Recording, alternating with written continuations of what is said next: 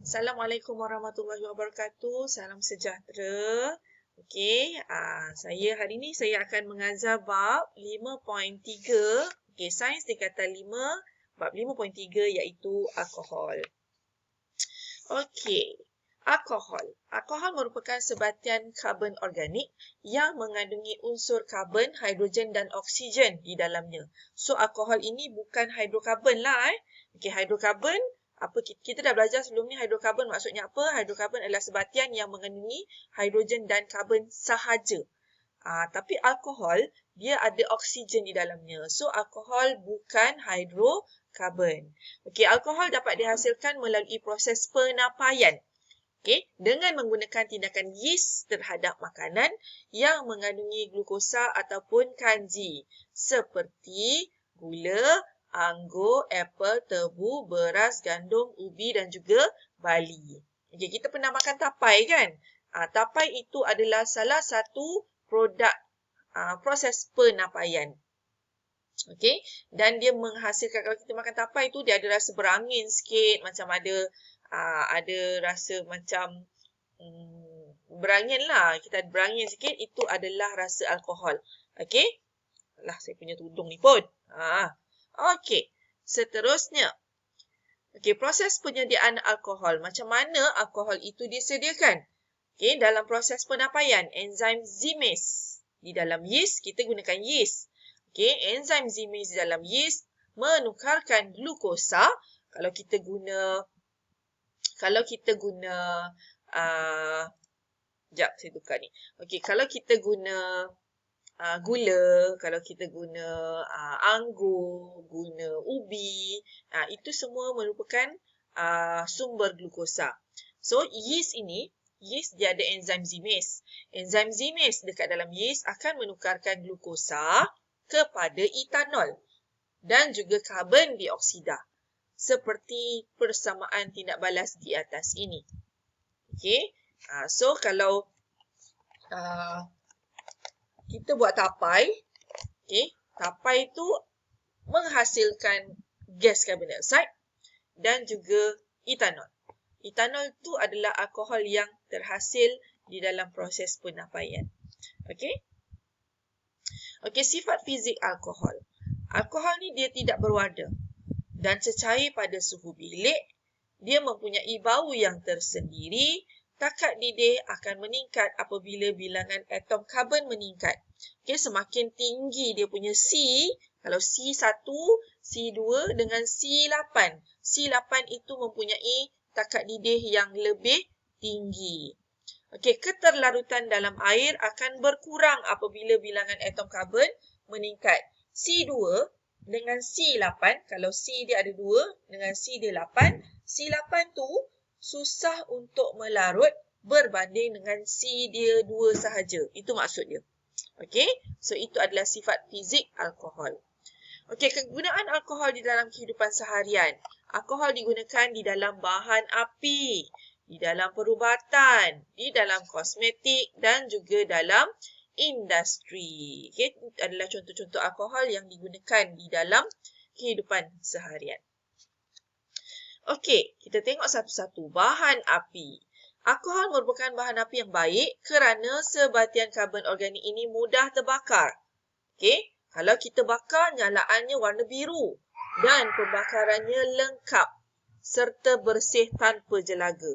Okey, so alkohol dia tanpa jelaga. Contohnya, alkohol digunakan sebagai bahan api bayur untuk kenderaan bermotor di Filipina. Okay, kalau kat Malaysia ni kita gunakan petroleum. Okay. Next. Dalam bidang perubatan, alkohol digunakan sebagai antiseptik dan disinfektan untuk membunuh mikroorganisma selain digunakan sebagai pelarut bagi pelbagai jenis ubat. So, dalam bidang perubatan ni, bila kita contohlah nak cucuk, dia akan sapukan dulu dengan alkohol. Sebab alkohol ini adalah antiseptik yang kuat. Okey, bila sapu je, lebih kurang 70%, 70-80, kalau ada yang lebih kurang lagi, 90%, 90% bakteria akan mati. Okay, biasanya 90% ke atas lah. Buat apa kita nak sapu kalau dia 70% je yang mati, 30% ada lagi. So, biasanya sapu habis. Okay, dia mengurangkan, bukan tak boleh langsung, dia mengurangkan risiko untuk dijangkiti virus ataupun mikroorganisma yang ada di permukaan tersebut. So, alkohol digunakan sebagai antiseptik dan disinfektan untuk membunuh mikroorganisma selain digunakan sebagai pelarut bagi pelbagai jenis ubat. Contohnya adalah, sekejap saya ambil. Okey, ni. Ini adalah hand sanitizer. Hand sanitizer ni, ini adalah terdiri daripada alkohol. Dan dia tulis dekat sini, Antibac Instant Hand Sanitizer cleanses your hands and eliminates 99.9% of harmful germs without water. Okay, 99.9 germs boleh dihapuskan dengan menggunakan hand sanitizer ni. Sebab itulah sekarang kita kena sentiasa sanitize tangan. Sanitize tangan pun kena cara yang betul. Gini. Okey, celah-celah belakang pergelangan tangan. Okey, celah-celah kuku ni. Okey. Barulah kering. Kering ni dah. InsyaAllah lah, insyaAllah. Okey, 99.9% adalah dah mati. Okey, germs tu dah mati. Okey, dalam bidang kosmetik, alkohol digunakan sebagai pelarut untuk pelbagai barangan kosmetik seperti minyak wangi, lotion dan juga gincu. Dia untuk melarutkan tau. Kalau dia tak ada alkohol, mungkin produk tersebut akan keras, kejung, macam lilin. So kalau ada alkohol, alkohol ni bertindak sebagai pelarut. Okey? Di dalam kosmetik ni. Cubalah bayangkan kalau tak ada alkohol, lip gloss tu dia keras. Dia tak jadi lip gloss. Okey? Dia dah jadi benda lain. Yang keras sikit, lipstick. Lipstick dia lebih keras. Mungkin dia punya kandungan alkohol dia berbeza. Okey? So, dalam bidang kosmetik. Dalam bidang industri, alkohol lazimnya digunakan sebagai pelarut dalam industri kerana sifat yang dapat melarutkan bahan organik yang digunakan dalam penyediaan pelbagai jenis bahan industri. Contohnya cecair pencuci dan juga makanan.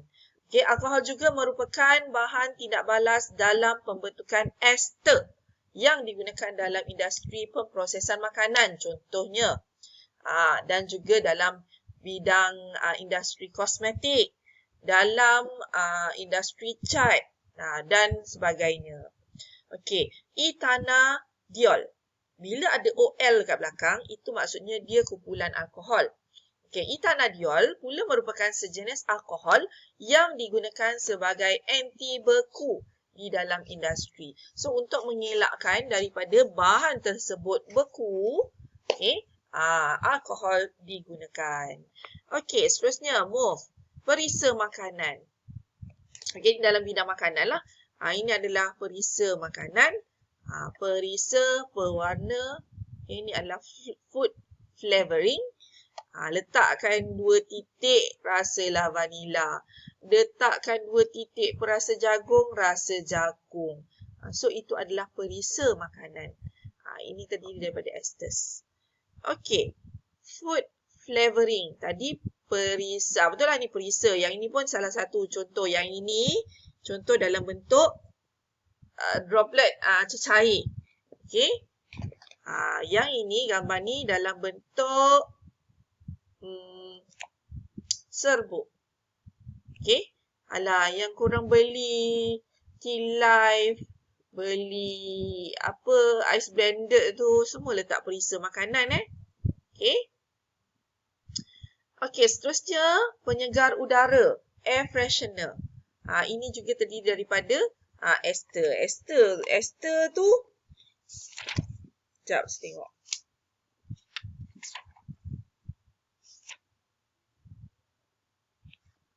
Fungsi. Apa?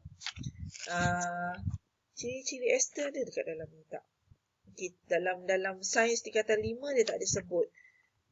Dalam kimia ada Okey, tak apa. Kita belajar ester. Okey, ester. Contoh-contoh ester adalah penyegar udara. Ini contoh-contoh dia lah. Penyegar udara. Okey.